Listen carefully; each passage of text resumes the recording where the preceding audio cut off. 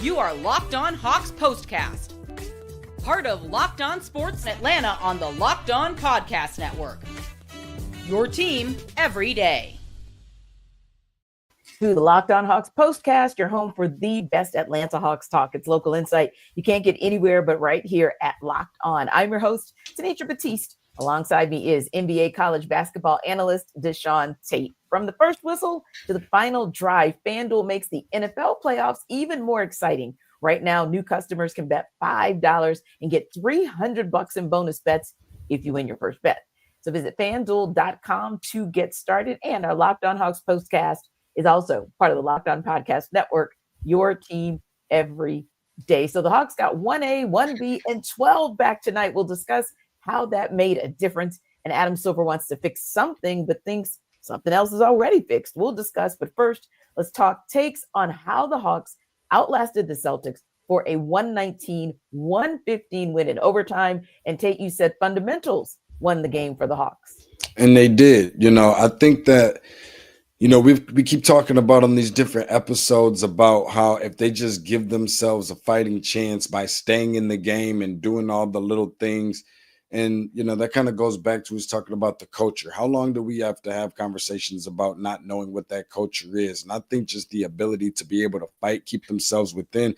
The Hawks is definitely not one of those teams that I want to count out in the sense of when they are in those underdog type of roles, besides the fact that they just always seem to play Boston well for whatever reason, dating back to X amount of playoffs ago and all these other things.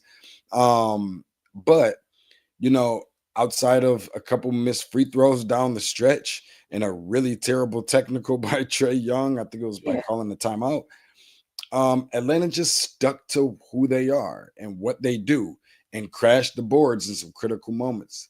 Shout out to Onyeka Okongwu. And if he keeps on playing like this, then I might have to keep on talking bad about how inconsistent he is, because what he's been doing, not only on games like tonight, but since he's been able to been returning back to action and coming off the bench, I've been seeing a more offensively explosive Onyeka Okongwu, and just a person that just seems like his knack for rebounding has just been that much better than before. Great win by the Hawks. Obviously against the defending champions. And I think there were some instances where I think, you're catching Boston a little vulnerable just a little bit. But nonetheless, everybody doesn't take care of that. The Hawks did that tonight. Yeah, they definitely did. And like you said, one of the biggest things in the department of fundamentals is basically winning the boards. And when you win the defensive rebound challenge, that just tells me, hey, that at any time the Boston Celtics, as abysmal as their shooting was at times tonight, that they can catch fire. So you have to be in a position to not allow them to get second chance points. And then, like you said, when you get to that free throw line, you have to make the most of it. So we'll take 79% and kind of say, okay, fine. It's just enough in the fundamental space because, hey, it wasn't too much worse than what we saw from the Celtics, right? And then you just kind of look at something that they're becoming kind of known for. And although Boston actually had more steals than the Hawks tonight, the Hawks tend to steal at some very opportunistic times and actually make you pay for it. So tonight it wasn't about quantity of steals. It was about quality of steals. So I give them a big thumbs up for that. And like you said, it was like blocks on blocks on blocks, like 10 blocks in this game for the Hawks. That's crazy work. I mean, that is crazy work inside, and also points in the paint. So you look at 60 points to 42, typically that's going to win you a game, right? And I think, like you said, when you look at some of the things that they did in the beginning, and that's kind of the take that I have, they were a little bit shaky, let's say, in the beginning, but somehow, some way they put it together. They got it together as this game went along. And like you said, they stayed in it long enough. They fought long enough for them to be able to actually win. And what I mean by that is saying the first 4 minutes didn't do it, but the final 14 seconds really finalized the game. So you saw the Hawks, they were down 14-6. It's about 4 minutes, 4 early turnovers. And you're thinking, ooh, this is going to be a long night, because you're thinking, okay, the Celtics are at home. They're looking to put that whole Raptors debacle behind them. So this is the perfect time for them to pounce on the Hawks, and the Hawks are just getting Trey back. He's probably not 100%. Jalen's probably not 100%. DeAndre's probably not 100%. But yet, they stayed the course. I mean, they really stayed the course and took advantage of the second quarter when, I don't know, the Celtics just could not drop it in the ocean if they tried. The Hawks more than doubled their output and then just kind of stuck with them throughout the game and, of course, outscored them in overtime. But, yeah, I think that if you have a first 4 minutes like that, you don't expect to see the final 14 seconds that you see, which pretty much a meltdown by the Celtics, a turnover, a missed free throw. Then it looked like they kind of committed an intentional foul, but I mean, you had the lead. So to me, at that point, that kind of left the door open wide for the Hawks to get it done in overtime, because I think it's very dangerous when you have that kind of lead and you make those kinds of mistakes to give a scrappy team like the Hawks an opportunity, because they're going to take it, and they did. That they did. And listen, I'm glad that you brought up the first quarter, specifically the first 4 minutes. But in that first quarter, you got to remember, Atlanta shot 0% from three at the end of the first quarter. 0 steals to Boston's 5 steals, 6 turnovers to Boston's 1 turnover. And by the way, speaking of 0, had 0 fast break points to Boston's 15. So when you're talking about the adjustments being made and being able to turn things around for the betterment of this team and, you know, going down, win, lose, or draw, but certainly with a fight. One thing that I think kind of helps the Atlanta Hawks and what makes it frustrating for the opposition as I've been watching is that, you know, you're going to have a very difficult time trying to speed them up. Even when there's big moments where you put an exclamation point, they're going to find a way to rally and be able to keep themselves in close proximity of the game by answering the call on the back end. Payton Pritchard showed up for this team in the fourth quarter specifically. And it just didn't really seem like there was a whole lot that the Atlanta Hawks could do with that. But even somebody like a Derek White, who seemed like he hadn't been playing well all game until he hit 2 big clutch shots in overtime. But what did the Hawks do? They turned around and they were able to have an answer. And sometimes it was with the little things. Even if the Hawks want to come back with a big time shot with their own exclamation, they missed it. But it was an Onyeka Okongwu or a DeAndre Hunter or somebody else that came up with a key rebound to keep the play going, to give an opportunity at a second chance point. Yeah, that's what I like as well. It's so interesting that you mentioned that, because think about who you just mentioned, who kept this game alive and kept this win alive.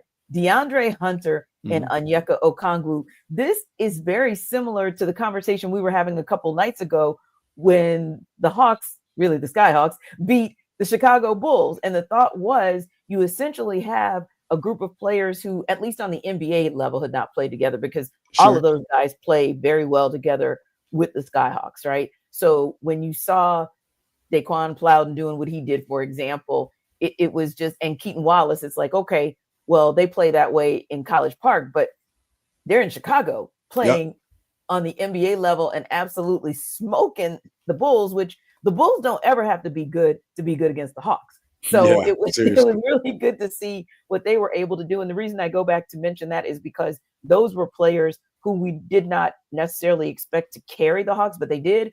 And tonight, we didn't really know who was going to carry the Hawks, but obviously at critical moments, the bench play once again was really huge for the Hawks. And I think that kind of goes to, this is a team that can absolutely play anybody at any time and do exactly what they need to do. So, like I said, 1A is back. We'll talk about 1B as well. And 12 is back. We're going to talk about how much of a difference that made for this team in the and one.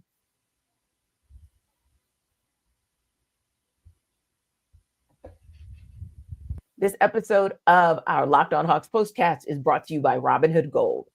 With Robinhood Gold, you can now enjoy the VIP treatment, receiving a 3% IRA match on retirement contributions. The privileges of the very privileged are no longer exclusive. With Robinhood Gold, your annual IRA contributions are boosted by 3%. Plus, you also get 4% APY on your cash in non-retirement accounts. That's over 8 times the national savings average. The perks of the high net worth are now available for any network. So the new gold standard is here with Robinhood Gold. To receive your 3% boost on annual IRA contributions, sign up at Robinhood.com/gold. Investing involves risk. 3% match requires Robinhood Gold at $5 per month for the first year from first match. Must keep funds in IRA for 5 years, and you go to Robinhood.com/boost. Remember, over 8 times the national average savings account interest rate claim is based on data from the FDIC as of November 18, 2024. Robinhood Financial LLC member SIPC Gold membership is offered by Robinhood Gold LLC.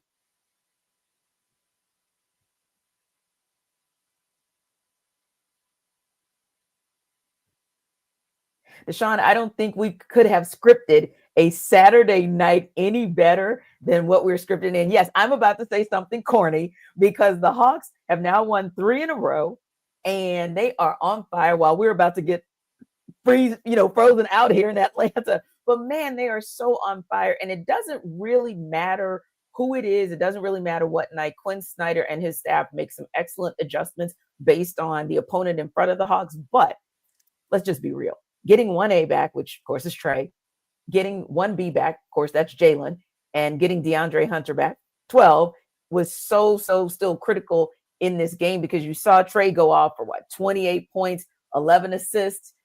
Our kind of night to see, that's what we become accustomed to with Trey. Like he said, it doesn't matter if he gets 20 assists or not, but we love to see something in the double digits because that tells us that the Hawks are moving the ball, that the game is flowing. They're moving left to right and not just kind of standing around and waiting for Trey to do something spectacular. Same thing with DeAndre Hunter. A nice game back for him with 16 points and 6 rebounds. And then, of course, getting Jalen Johnson back. For me, that might be the most critical one because I said the front court needs all the help that they can get for these Hawks. And to get him to be so close to form, 14 points, 13 rebounds. He'd been averaging 19-10 on the season. It's really, really good to see him, especially back after missing 5 games. So when you look at those guys coming back and having the nights like they had, you got to say, as long as these Hawks stay healthy, they're going to be good. And I'll tell you this, and then I want you to chime in. That church doing something for our basketball league this morning. And as I'm leaving out, because I've got on my Hawks jersey, so as I'm leaving out, the guy goes, "Are the Hawks going to be okay?" I said, "Yeah." I said, "As soon as Jalen Johnson comes back." And that takes nothing away from Trey. That takes nothing away from DeAndre. Or Zachary Risache, whom we know is out with that abductor strain. But ultimately, it just says that the front court is so critical to matching what Trae Young and that backcourt can do. And they're critical and can match it when Jalen is on the floor. Well, unless you've been living under a rock, then you would know exactly how critical somebody like a Jalen Johnson is. And this isn't something that is new to Hawks fans by any means, but also just around the league. People have just kind of taken notice. We're talking about a team that literally was just without its top 3 scorers on the team. Yeah. And then you get all of those guys back, obviously, in the most opportune time possible. But it's obviously great. But when you start looking at the things that Jalen can do besides just score the basketball, the rebounding, obviously, and the ability to run the floor and keep the opposition on its heels a lot of times and going straight at guys. I think that's kind of more so the stamp that he's kind of put on his game in terms of his development from the time that he first came in as a Hawk, which I always call at one point in time being a pretty boy jump shooter. Now you're seeing him not afraid to mix it up, not afraid of getting physical, playing a little bit of defense, and doing the best job that he possibly could. I mean, that was a tough cover on somebody like a Jaylen Brown during the stretch in tonight's game, a guy that's going coast to coast and sometimes doesn't worry about who's trailing with him. He has his mind made up. He's taking it to the rack, and that's just what it is. And sometimes I think that's a better thing than not, because what tends to happen sometimes is guys tend to overthink the play instead of just kind of going with your instincts and playing within the flow, the ebbs and flows of the game. So I think that that's something that he has obviously a good touch for. And then, like you talked about, DeAndre Hunter bringing that balance between defense and the offensive side of the ball. And I like the toughness that he's kind of been coming with. Like this this isn't just like he's hit a stride within his game and the development of his game. It seems like he's kind of playing like he's been disrespected all the way up until this point, almost like he's upset with himself that it's taken this long for him to get to this point. So I think it's just good all the way across the board for all these guys to get them back when we got them back. I think that's one of the more important things. Yeah, absolutely. And to piggyback on that comment about Dre, I think you're right. I think the skill set was always there. So he's not showing a new skill set per se. He's showing the skill sets that we always thought he had. We always thought he was going to be a complete player for this team. But I think Quinn Snyder is the one coach who's helped him find his sweet spot. So now that he's in his sweet spot, maybe playing around 30 minutes, knowing that, hey, if they need him to start, he can start. If they need him to come off the bench, he can come off the bench. I think taking that pressure off of him has slowly but surely allowed him to regain complete confidence, play with freedom, and just really show you exactly what he can do that we always thought he could.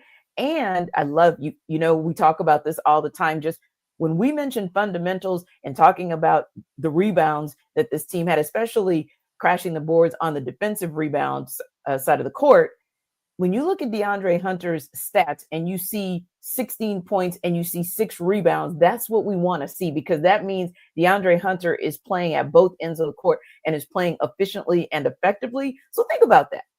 If you can get DeAndre Hunter, especially when you're dealing without a Zachary Reese-Shea, who's been showing us some good signs. So when you can get a DeAndre Hunter to step in and really do some damage and give you some quality minutes, I think that also goes to, hey, we don't want to see anybody else go down with injury, but at least we know that there is some help in certain parts of this Hawks roster and certain positions. You're on mute. I even thought that it was going to be quite the amusing matchup between two guys who, between he and Pritchard, who are probably the front runners or somewhat close to it for Sixth Man of the Year within itself. And you know, when I look at DeAndre's just confidence level, that seems like it's at an all-time high, the highest I've ever seen it anyways. And then I factor in, you know, just everybody kind of knowing their role and being able to exceed it. How about the fact that we had gotten to a point where we get so used to, you know, Dyson Daniels, even from a defensive standpoint, obviously he's the, you know, one that sets the tone on the defensive side and everything else. One steal for Dyson Daniels on tonight against a team that he, you know, obviously that really has really good players, but that they probably needed the bulk of those steals to come from him. He only ended up having one, but found a way to impact the game in other ways, not just stealing the basketball. But sometimes it's a matter on defense playing just as good. What means more than the steals is being able to contest, being able to alter shots, be able to get in guys' heads to just make it very difficult for them. Sometimes, like guys like Brown and Tatum, you're not going to stop those guys. Sometimes it's just a matter of being able to contain them, and make their life difficult. Yeah, and this is one of those nights too where Dyson Daniels did it at the opposite end of the court, because we're accustomed to seeing him get all the steals. We're accustomed to seeing him be the guy who bothers whoever the best player is on the other side, but he went off like 23 points tonight, and we haven't seen that Dyson Daniels in a minute to just go off. So it was kind of good to see him on the other side of the ball do the same thing. Now, one more question for you before we go to break. You know, some people might say, hey, you know, the Celtics, they were kind of still feeling some type of way from losing to the Raptors, and they haven't gotten their feet under them, but maybe they didn't take the Hawks seriously. So that's how the Hawks kind of got this. But for you, was this more of a Boston Celtics loss or more of an Atlanta Hawks win? I think it was more about a Hawks win, to be honest with you. I mean, listen, when when you're a team like the Atlanta Hawks, after losing what they've lost and coming into the season, again, like I always say, my hand included, the expectations not being high, and you're rolling in there with confidence. You got your team back, you got your guys back.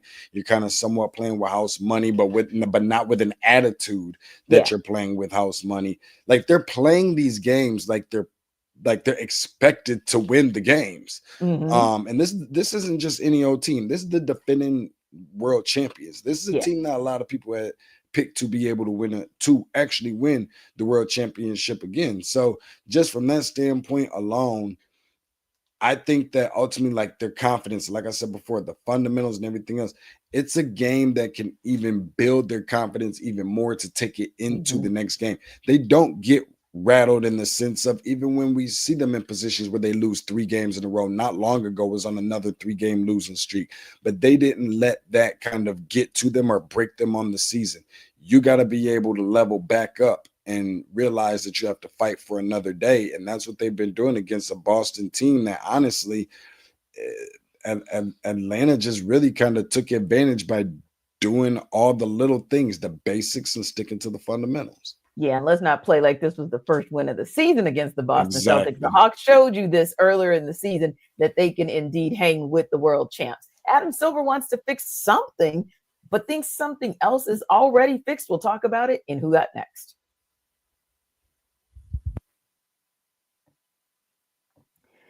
This episode of our Locked On Hawks postcast is brought to you by Skims.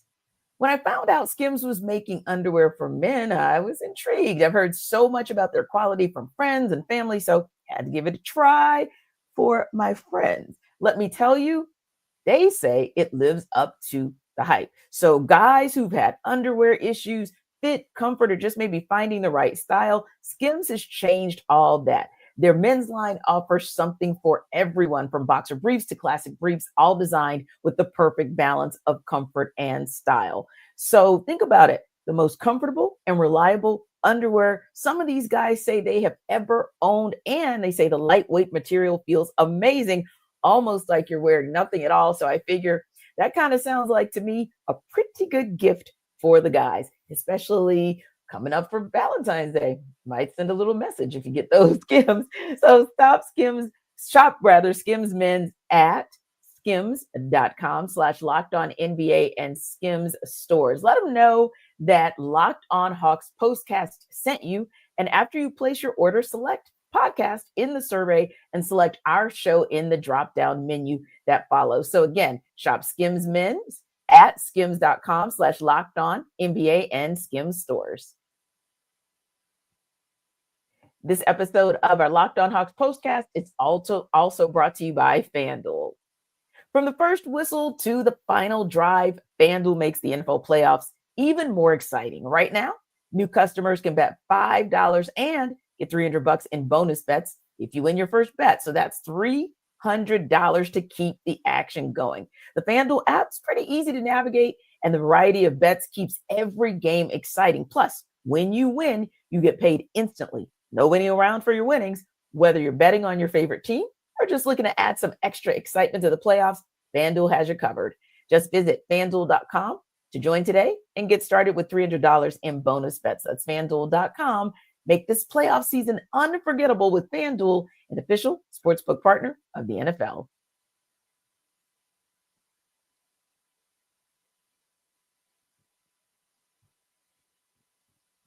So, DeShaun, it's interesting because one of the topics that is still up for discussion is three-point shooting. It's like, we love to see it, especially when Trey makes a game-winning logo type of three-pointer, right? But on the same token, there are just moments in time where everybody still says, hey, can you kind of quote unquote fix that three-point issue? So it's something that Adam Silver has actually addressed multiple times, but he also addressed earlier this week. He was on The Herd with Colin Cowherd and said, quote, I recognize that to the extent that offenses start to look very similar, we lose distinct team identities. At the same time, the league is going through a transformation. Players like Victor Wembanyama, players like Nikola Jokic are doing things big men never did historically. And he says, I don't want to sort of knee-jerk move the three-point line, we're sort of going through a process now, seeing how players are adapting to the new rules and figuring out whatever changes we should make. So that 3-point line and those 3-point shots have been a hot button topic in the league for the last several years. But what are your thoughts on where the league stands as far as the game shifting so much in the direction of 3-pointers, but also the association trying to fix that or address it? I'm okay with it to a degree. I mean, listen, I think I have more of an issue sometimes with the style of play, and this isn't anything to do necessarily with the rules. This is more so just about players and shot selection, with the mid-range game not playing as big of a part as it once did before.